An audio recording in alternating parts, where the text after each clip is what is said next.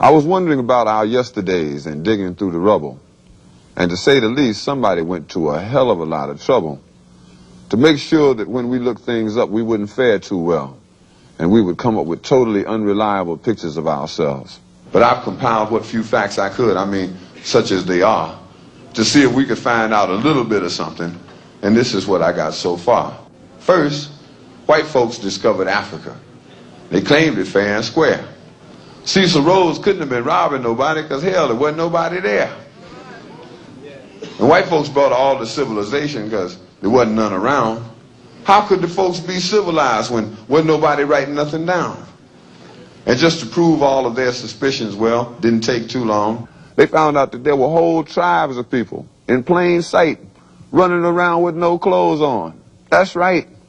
The men, the women, the young, and the old righteous folks covered their eyes. And no time was spent considering the environment. Hell no, this just wasn't civilized. And another piece of information they had, or at least this is what we were taught, is that unlike the civilized people of Europe, these tribal units actually fought. And yes, there was some crude implements, and yes, there was primitive art, and yes, they were masters of hunting and fishing, and courtesy came from the heart. And yes, there was love and medicine, religion, intertribal communication by drum, but no paper, no pencils, and no other utensils, and hell, these folks never even heard of a gun. And this is why the colonies came, to stabilize the land, because the dark continent had copper and gold, and the discoverers had themselves a plan. They would discover all the places with promise. You didn't need no titles and deeds. Then they would appoint people to make everything legal, to sanction the trickery and greed. And back in the jungle, when the natives got restless, they would call it guerrilla attack.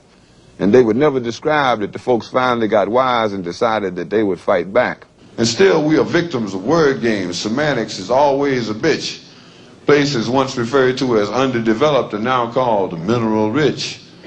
And the game goes on eternally. Unity kept just beyond reach. Egypt and Libya used to be in Africa. They've now been moved to the Middle East. There are examples galore, I assure you. But if interpreting were left up to me, I'd be sure every time folks knew this version wasn't mine, which is why it is called his story.